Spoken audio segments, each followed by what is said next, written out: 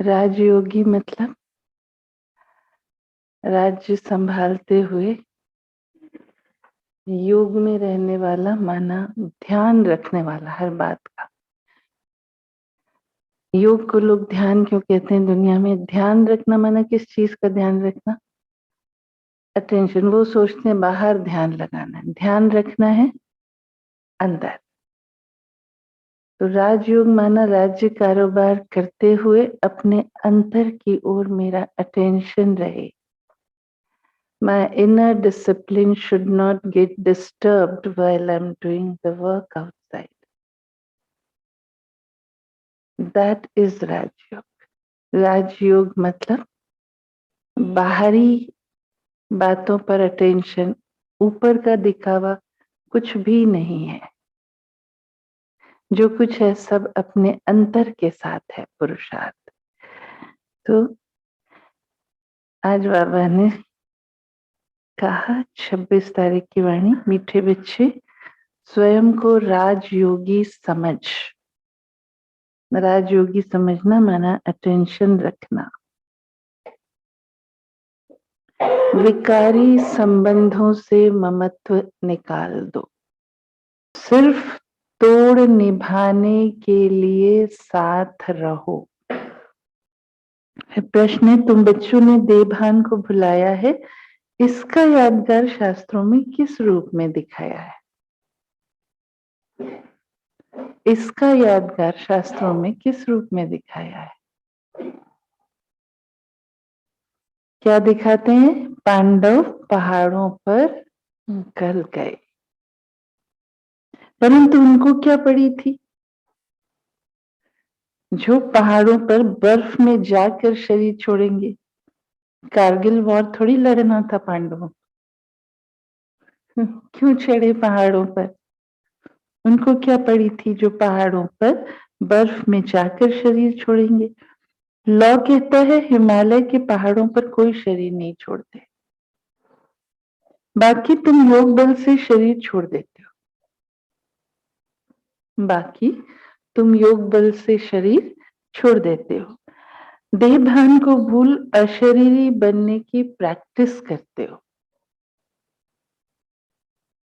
सबसे कड़ी बीमारी अगर कोई है तो वो देह भान है। और इसकी कितनी कितनी डेप्थ है और इससे कितना जबरदस्त नुकसान है, जैसे जैसे पुरुषार्थ में आगे बढ़ेंगे ना समझ में आता जाए कि कितना बड़ा लॉस है। तो देह भान को भूल अशरीरी बनने की प्रैक्टिस करते हो। ओम शांति।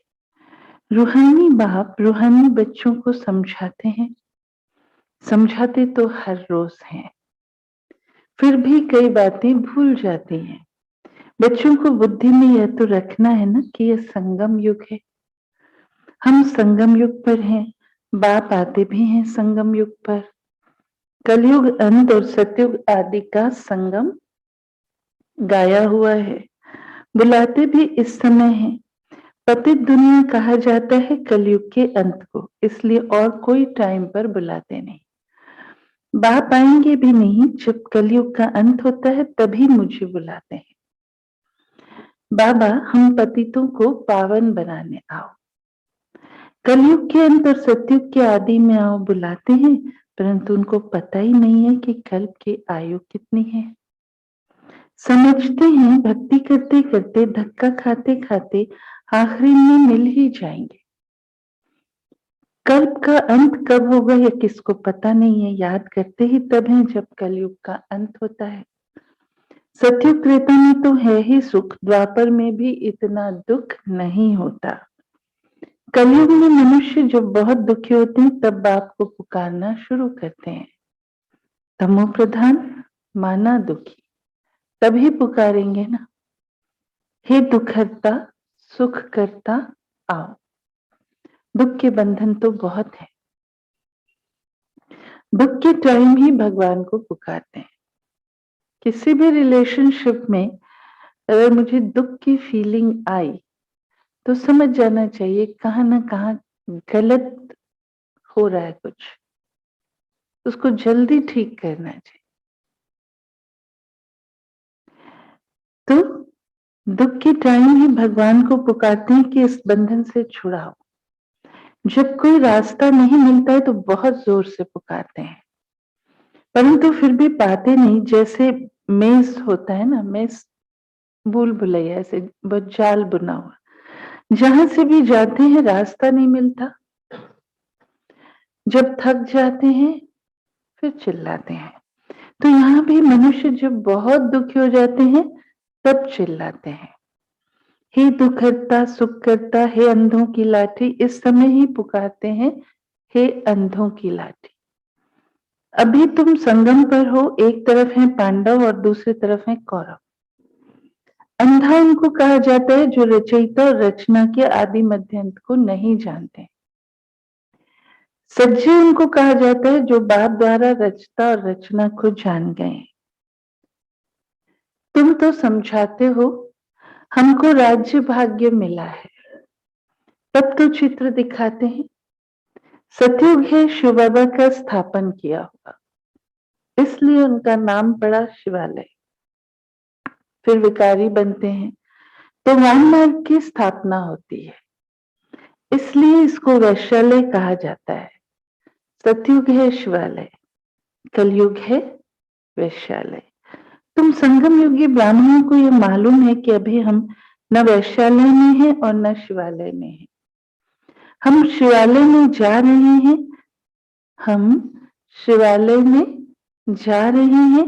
अभी वैश्यालय विकारी संबंधों से हमारा ममत्व निकल गया है। अभी है हमारा भविष्य के संबंधों से ममत्व। भविष्य में संबंध कौन से बनने हैं?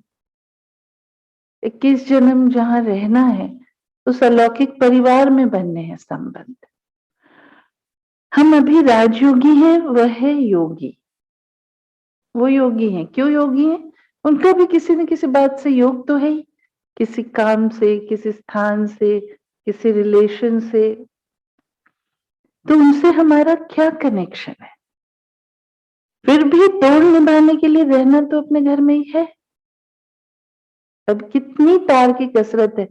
सीता की अग्नि परीक्षा यहाँ है। फिर भी ब्राह्मणों से बहुत कनेक्शन रहता है, क्योंकि ब्राह्मणों जितनी ऊंच सेवा और कोई कर नहीं सकते। रूहानी सेवा करने बाप ही निमित्त बनते हैं। वह बाप भी है, टीचर भी है, तो गुरु भी है। सत्य बाबा, सत्य टीचर, सतगुरु भी है। सत्य को सुप्रीम ही कहते हैं। उन द्वारा हमको वर्षा मिल रहा है, ये याद रहने से कितनी हर वक्त खुशी रहनी चाहिए। फिर औरों को समझाने के लिए पुरुषार्थ किया जाता है। पहले पहले तो है वह पारलौकिक बाप, वह सत्य शिक्षक भी है, सतगुरु भी है। सृष्टि चक्र के आदि मध्य अंत का ज्ञान देते हैं, इसलिए उनको ज्ञान का सागर कहा जाता है। पहले पहले तो उनकी महिमा करनी है। वह सत्य बाप, सत्य टीचर, सत्य सतगुरु है, सत्य सतगुरु है। सत्य धर्म की स्थापना करते हैं। मानते हैं ना कि एक राज्य हो। वह तो सतयुग में होता है, यहाँ तो हो न सके। मनुष्य कहते हैं वन वर्ल्ड हो जाए, एकता हो जाए। वर्ल्ड तो एक ही होती है, सिर्फ वर्ल्ड में एक राज्य हो। वर्ल्ड कोई दो चार नहीं है, वर्ल्ड एक ही है, लेकिन वर्ल्ड में राज्य एक का हो और एक मत हो। सभी मत नहीं मिलते तो केवल एक जैसे ड्रेस पहनने से यूनिटी तो नहीं कहलाई ना। तो जब एक मत नहीं तो एक धर्म, एक राज्य की स्थापना के निमित्त नहीं बन सकते ना हम। इसलिए संस्कार मिलन का इतना इंपॉर्टेंस है। विचार कभी मिलेंगे नहीं, वो मिलाने पड़ेंगे, बिकॉज ऑफ द मिशन। मुझे पता है कि मैं इस मिशन में हूं और मुझे इस मिशन को सफलता तक ले ही जाना है, एट एनी कॉस्ट। तो सिर्फ वर्ल्ड में एक राज्य हो, यह हो सकता है। देवताओं का राज्य था, वहां कोई हंगामे की बात नहीं थी। बेहद का बाप ही आकर राजधानी स्थापन करते हैं, यह भी अब तुम समझ गए हो। बाप ही राजयोग सिखलाते हैं, न कि श्री कृष्ण। उन्होंने कृष्ण के लिए समझ लिया है, राजयोग सिखलाया ही तब जब राजधानी स्थापन करनी थी। बाकी शास्त्रों में तो है महिमा, सिर्फ महिमा करने से कोई राजयोग सिखलाते हैं क्या?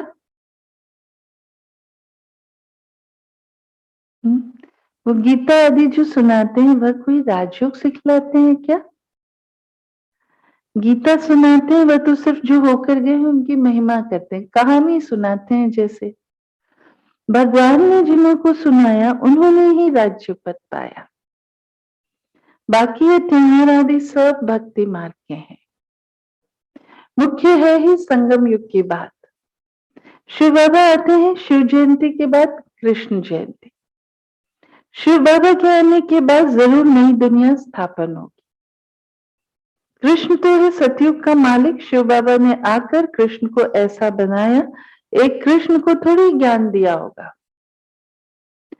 कृष्ण पूरी स्थापन की होगी, आत्मा को तमो प्रधान से सतो प्रधान बनाने के लिए योग सिखाया है। तुम ही फिर सतो रज्जु तमो में आते हो ना, ऐसे नहीं कि सतयुग में ही तुमको बैठ जाना है। 84 जन्मों का हिसाब भी है। तो अगर मैं ये याद रखती हूँ हमेशा कि मेरी 84 जन्मों की यात्रा हो चुकी है और जिनसे मैं मिल रही हूँ, the one who is in front, वो भी ऐसी लंबी यात्रा से आए हैं, तो कभी किसी के अवगुण न हम पर असर डालेंगे, न हमारी उनके प्रति भावना बदलेगी।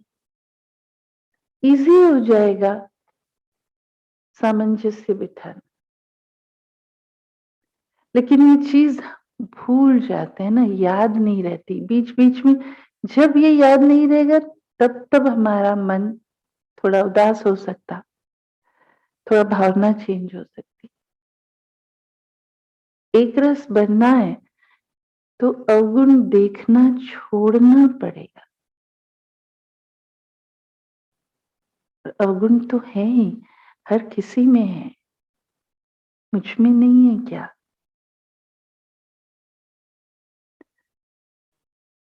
तो ऐसे नहीं कि सतयुग में ही तुमको बैठ जाना है। 84 जन्मों का हिसाब भी है। सतयुग के बाद त्रेता जरूर आना ही है, दिन के बाद रात होनी ही है। सतयुग की स्थापना कौन करते हैं, कैसे करते हैं? सतयुग है ही नई दुनिया। बाप कहते हैं हम पुरानी दुनिया बदलते हैं। ये वही महाभारत की लड़ाई मूसलों की है। कहते हैं पांडव भी थे, पांडवों की जीत हुई, स्वराज्य मिला है जरूर, तो स्वराज्य में आएंगे ना। शरीर भल कहाँ भी छोड़े, राजाई में तो आना है।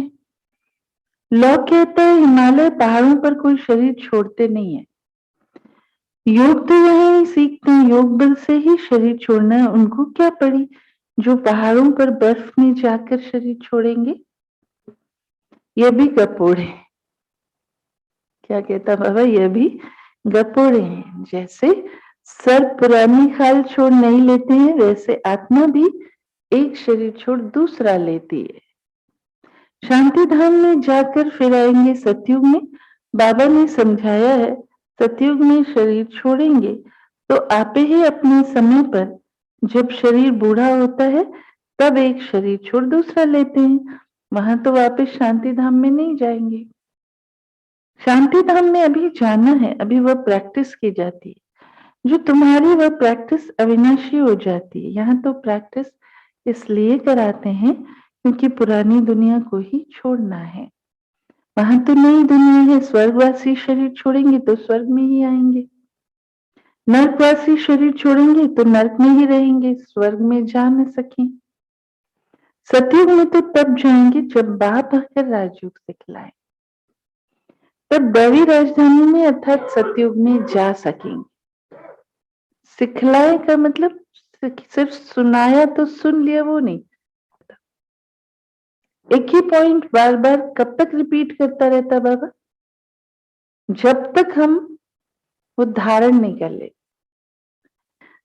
राजा महाराजा का लकब भी यहाँ मिलता है, पद दूसरा मिलता है, परंतु नाम वह चलता रहता है, बदल नहीं सकता। कोई कोई का टाइटल कायम कर देते हैं, तो जो पैसे से टाइटल ले लेते हैं, आगे लाख 2 लाख देते थे तो लकब मिलता था, टाइटल मिलता था। तो ये रूहानी बाप रूहानी बच्चों को बैठ समझाते हैं।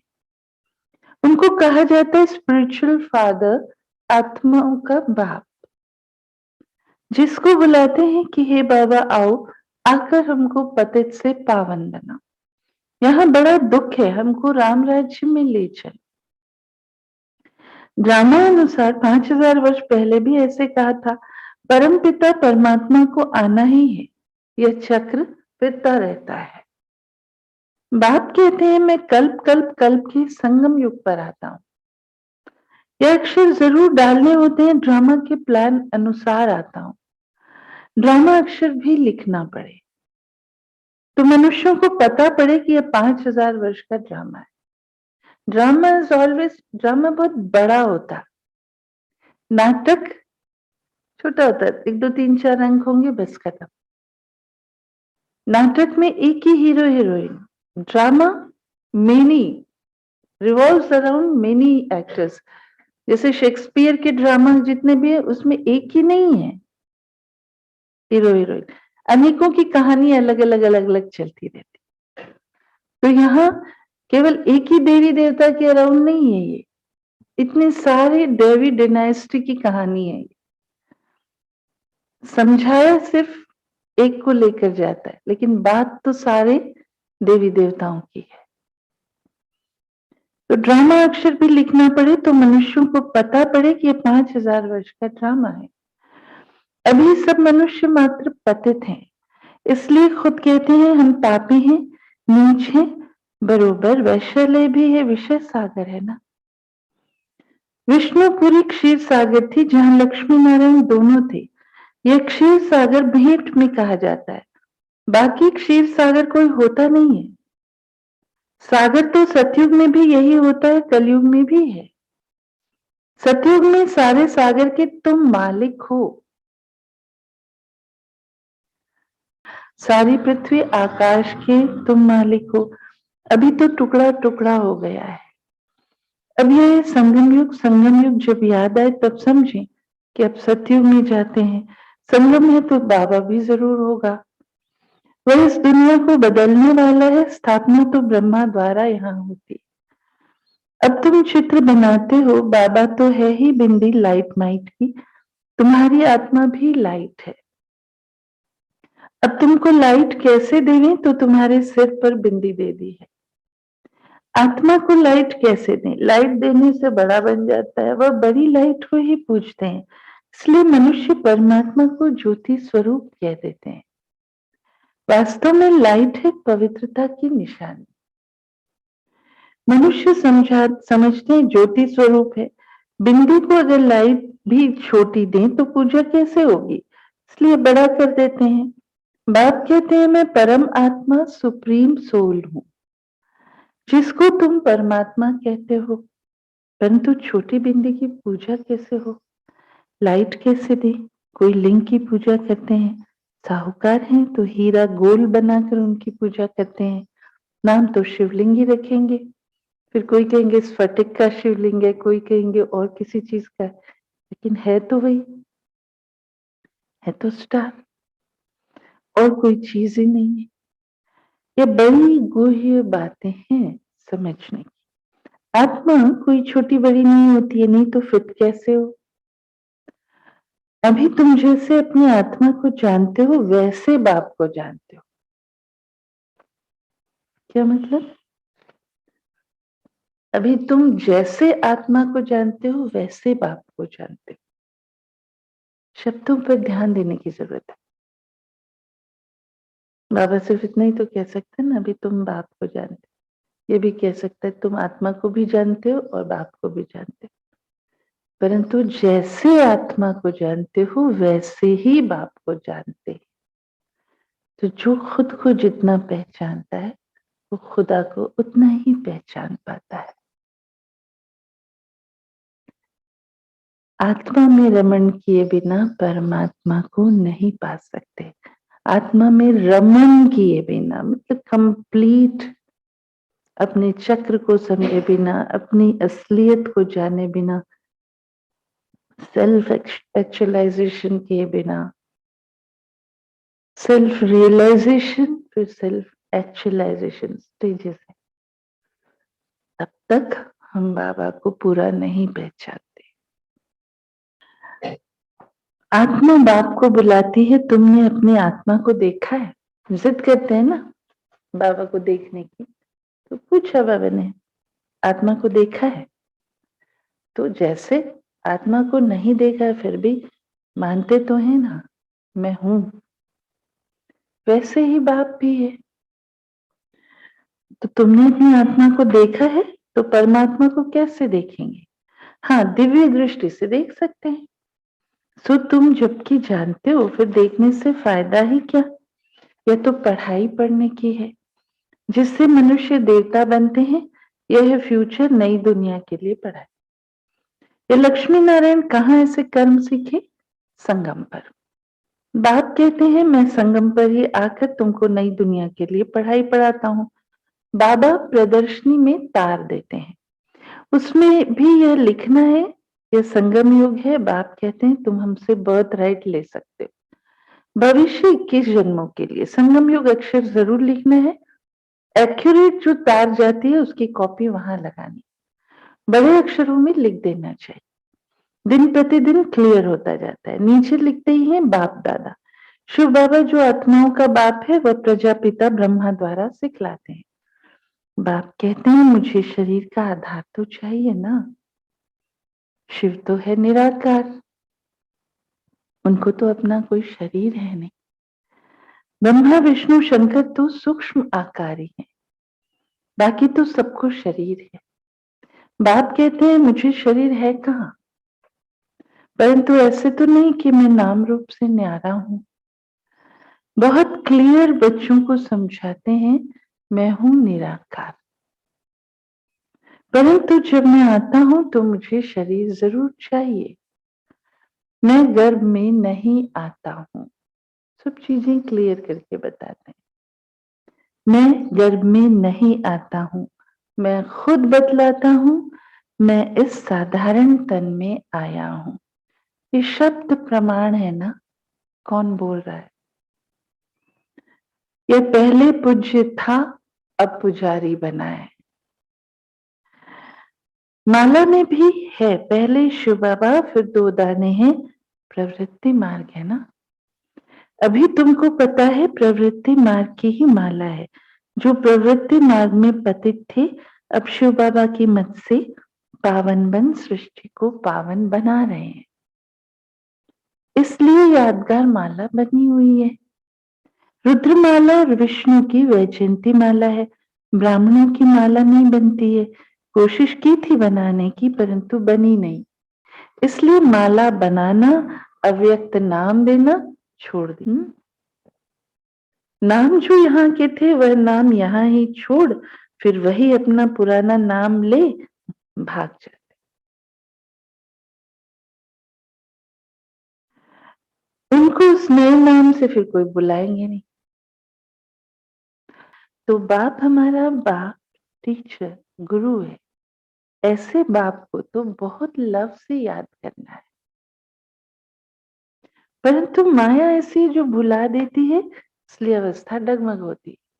माया की ऑपोजिशन तो बहुत रहती है और जैसे जैसे आगे बढ़ते जाएंगे ऑपोजिशन उतनी बढ़ती जाएगी, तूफान भी उतने बड़े बड़े आएंगे।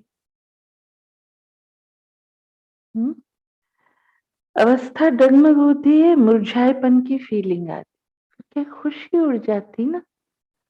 खुशी गई तो फिर बच्चा क्या मेरे पास।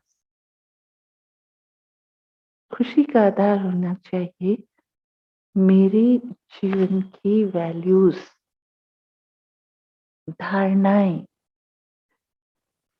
उससे मुझे अंदर भी अच्छा फील होगा, शक्तिशाली फील होगा।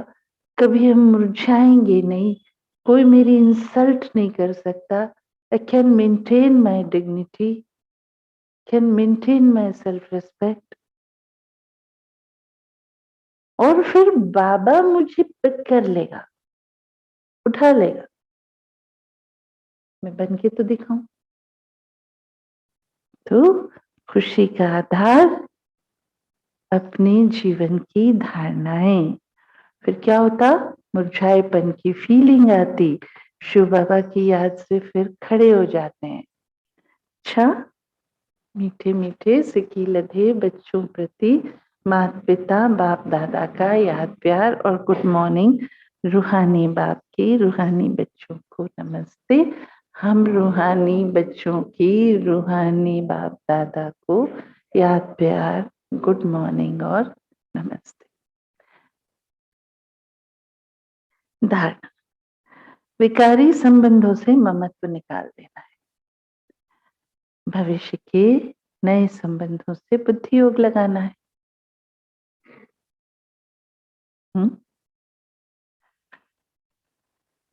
और उनको समझाने के लिए क्या कंडीशन है? कौन समझा सकता है? हम चाहते हैं ना ज्ञान सुना, तो क्या कंडीशन है? मुझे अपने ऊपर क्या काम करना पड़ेगा?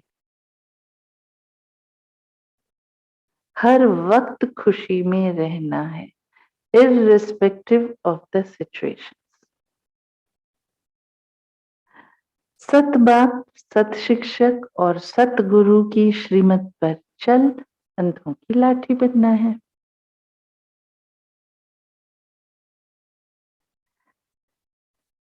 सत बाप, सत शिक्षक और सतगुरु की श्रीमत पर चल अंधों की लाठी बनना है। और वरदान है कोमलता को कमाल में परिवर्तन कर। कोमलता को कमाल में परिवर्तन कर माया जीत बनने वाले शक्ति स्वरूप। माया जीत बनने वाले शक्ति स्वरूप भव। शक्ति स्वरूप बनने के लिए कोमलता को कमाल में परिवर्तन कर। कभी तन कोमल तो चल सकता, लेकिन मन कोमल, मन के नाज नखरे बिल्कुल नहीं चल सकते। रूहानी मिलिट्री है, रूह को तो शक्तिशाली होना है। तन की कमजोरी चलो कोई चला लेगा। सिर्फ स्वयं के संस्कारों को परिवर्तन करने में कोमल बनो, कर्म में कभी कोमल नहीं बनना। क्योंकि संस्कार कोमल होंगे तो मोल्ड होंगे ना जल्दी, उसमें कोमल बनना है। इसमें शक्ति रूप बनना है। किसमें? कर्मों में। उल्टा नहीं करना है। हम कर्मों में कोमल बन जाते और संस्कार परिवर्तन में रिजिड हो जाते, तो ये उल्टा एप्लीकेशन हो जाता। तलवार उल्टी चलाएंगे तो जीत कहां से पाएंगे?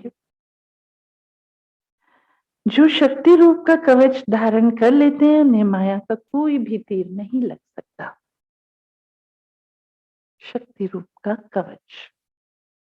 इसलिए आपके चेहरे नैन चैन से कोमलता के बजाय शक्ति रूप दिखाई दे। तब माया जीत बन पास विद ऑनर का सर्टिफिकेट ले सकेंगे।